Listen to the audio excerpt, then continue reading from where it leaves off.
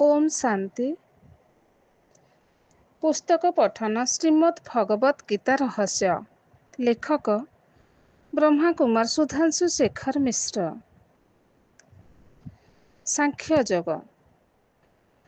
मन बुद्धि द्वारा इंद्रिय गुड़ी को संपूर्ण भावे जय करने संभव नुहे। देह अभिमान त्याग करी सर्वोत भावे परमात्मा परायण हेबाकु पड़िबो। समस्त विषय प्रति अनुराग परित्याग करी भगवत प्राप्ति को जीवनर एकमात्र लक्ष्य बोली आंतरिकतार सहित स्वीकार करने हेबो।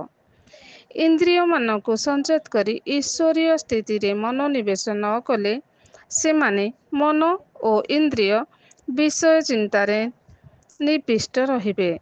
विषय प्रति आसक्ति उत्पन्न हेले ताकू भोग करिबा पाई कामना जात हुए। सेही भोगेच्छारे केही बाधा देले क्रोध जात हुए। क्रोध मनुष्यर परम शत्रु। एहा ताकू मूढ़ करदिए। एहार फल स्वरूप से कर्तव्य कर्मर प्रभेद निर्णय न करिपारि पाप मार्ग परिचालित हुए। से निजर वास्तविक स्वरूप भूली क्षीण बुद्धि हेतु भोग वासनारे लिप्त हुए। क्रमशः तार जीवन दुर्विषह होई पड़े। एहिपरि पतित जीवन मृत्यु तुल्य। जेतेबेले इंद्रिय गण को विषय भोगरे नियुक्त कराई मध्य राग द्वेष उत्पन्न हुए नहीं, सेतेबेले व्यक्ति उच्चतर आध्यात्म अवस्था प्राप्त हुए। आत्मार अनुभव और इंद्रिय मान को वशीभूत करी व्यक्ति सांसारिक जीवन यापन करुथिले सुधा अंतकरण रे प्रसन्नता लाभ करे। अंतकरणर प्रसन्नता बा निर्मलता प्राप्त होइथिबा व्यक्ति को संसारर कौनसी दुख स्पर्श करिपारे नहीं। तांकर समस्त दुख दूर हो जाए।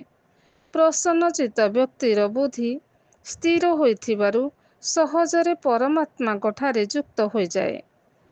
इंद्रिय मानक उपरे विजय प्राप्त व्यतिरेक अंतकरणर निर्मलता और प्रसन्नता संभव नुहे। मन और इंद्रिय गण संयत न हेबा पर्यंत बुद्धि परमात्मा स्मृति रे स्थिर रहे नाही। एभली जोग विहीन व्यक्तिंकर ईश्वरीय मार्ग रे परिचालित हेबा पाई भावनार उद्रेक हुए नाही। परमात्मा भाव रहित व्यक्ति को शांति मिले नाही। जेउठारे शांति नाही सेठारे सुख बा मिलिबो कुआडू। तेणु परमात्मा सहित मन बुद्धि को युक्त कराइबा द्वारा व्यक्ति संपूर्ण भाव रे इंद्रिय मानक उपरे विजय प्राप्ति करिथाए। जो माने इंद्रिय भोग को जीवनर लक्ष्य बोली ग्रहण करने को कहती से माने भूल मार्ग निर्देश कराती। इंद्रिय मानकर बहिर्मुखी बेग मनरे काम क्रोध जात कराए। विकार समूहर वशीभूत होई मन बुद्धि को हरण करनिए। बुद्धि ताहार शांत विचार शक्ति संयम शक्ति हराई बसे। बुद्धिर एही निम्नगामी गति हेउछि शोक दुखर मूल कारण। देह अभिमान सकल दुखर कारण। आत्मज्ञान अभावरु मनीष सत् और असत्र भेद निर्णय करिपारे नाही। तेणु से पशु मानक परि आहार विहार मैथुन आदि देह संपर्कित क्रिया गुड़ी को जीवनर एकमात्र ध्येय बोली भावी चले। ज्ञानहीना नाम पशु भी समानाम। तापाई एही अज्ञानता अंधकार रात्रि तुल्य। अंधकार रे रजको देखी सर्प भ्रम हुए। सेहीपरि आत्मज्ञान अभाव मनीष निजको देह ठारू पृथक सता आत्मा बोली निश्चय करिपारे नाही। आत्मविस्तृति परमात्मा प्रति विमुखतार प्रधान कारण। ठीक एहार विपरीत आत्मसंयमी व्यक्ति परमात्मा स्मृति द्वारा तार जन्म जन्मांतर विकर्म समूह को ध्वंस करे और एक सुखद भविष्यत पाई पुण्य कर्म संचय रे व्यस्त रहे। अन्य साधारण मानव मानक परि से अज्ञान निद्रा रे सोई रही वर्तमान समय को नष्ट करे नाही। तेणु जे माने आत्मसचेतन से माने ही सदा जाग्रत बोली कहा जाए। ଏମାନେ ପରମାତ୍ମାଙ୍କ ଦିବ୍ୟ ଅବତରଣର ମହତ୍ତ୍ୱ ବୁଝିପାରି ଈଶ୍ୱରୀୟ ମାର୍ଗରେ ଏକ ଉଚ୍ଚତର ପାରଲୌକିକ ଲକ୍ଷ୍ୟ ପ୍ରାପ୍ତି ପାଇଁ ନିଜ ଜୀବନକୁ ଉତ୍ସର୍ଗ କରିଦିଅନ୍ତି। ଏହି ସମୟରେ ସାଧାରଣ ଦେହ ସର୍ବସ୍ୱ ମାନବ ସମୟର ମୂଲ୍ୟକୁ ବୁଝି ନ ପାରି ଅଜ୍ଞାନ ନିଦ୍ରାରେ ଅଚେତନ ରହିଥାଏ। ତେଣୁ ଜ୍ଞାନହୀନ ପାଇଁ ଯାହା ରାତ୍ରି, ଜ୍ଞାନୀ ପାଇଁ ତାହା ଦିନ। ଜଣେ ଶୋଇଥିଲେ ଅନ୍ୟ ଜଣେ ଚେଇଁଥାଏ। ବର୍ଷା ଦିନେ ନଈ, ନାଳ, ପୁଷ୍କରିଣୀ ଆଦିର ଜଳ ଗୋଳିଆ ହୋଇଯାଏ ଏବଂ ଅଧିକ ହେଲେ କୂଳ ଲଙ୍ଘନ କରେ। ସେହି ନଦୀ, ନାଳ ଗୋଳିଆ ଜଳ ବହନ କରି ସମୁଦ୍ରରେ ମିଶନ୍ତି। ତଥାପି ସମୁଦ୍ର ଜଳ ଗୋଳିଆ ହୁଏ ନାହିଁ କି କୂଳ ଲଙ୍ଘନ କରେ ନାହିଁ।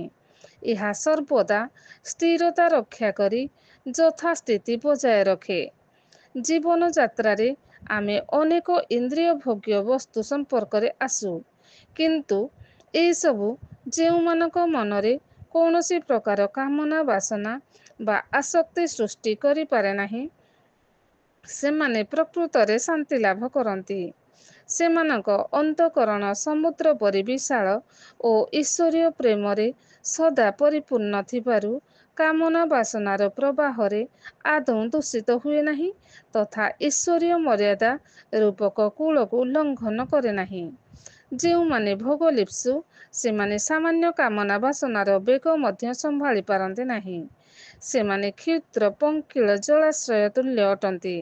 ସେମାନେ ଅଳ୍ପକେ ବାସନା ଦ୍ୱାରା ପ୍ରତାରିତ ହୋଇ ମର୍ଯ୍ୟାଦାର କୂଳ ଲଙ୍ଘନ କରନ୍ତି। ଏଭଳି ବ୍ୟକ୍ତି ମାନସିକ ଶାନ୍ତି ଅଭାବରେ ସଦାସର୍ବଦା ରୋଗ, ଶୋକ, ଦୁଃଖରେ ପୀଡ଼ିତ ଥାନ୍ତି।